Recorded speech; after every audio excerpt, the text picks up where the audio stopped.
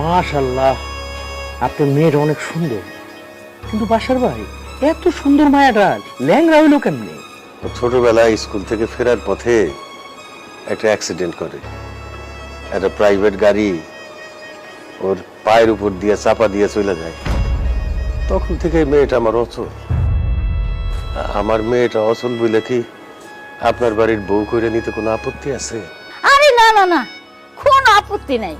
মায়া যে ল্যাংড়া এটা আমরা যাই নাই আইছি। তবে আমাগো সামান্য কিছু চাওয়া পাওয়া আছে। আপনারা যদি আমাগো সেই চাওয়া পাওয়া পূরণ করেন, তাইলে আপনার এই ল্যাংড়া মায়া আমাগো পোলার বউ করে নিতে আমরা রাজি আছি। কি চাহিদা আপনাদের? তেমন কিছু না, নগদ 5 লাখ টাকা দিবেন। আর আমার পোলার হুন্ডার খুব শখ, আমার পোলার একটা হুন্ডা দিবেন।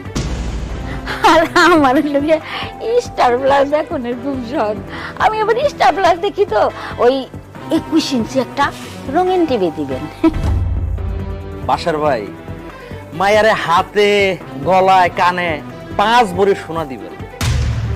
আমার পোলার আর আমার টাচ মোবাইলটা নষ্ট হয়ে গেছে, আমগো দুজনরে দুটো দামি টাচ মোবাইল দিবেন। এছাড়া খাট পালং টিভি ফ্রিজ এসি এগুলো তো দিবেনই, আর এগুলো তো আমরা ব্যবহার করব না, এগুলো তো আপনার মাইয়া ব্যবহার করব।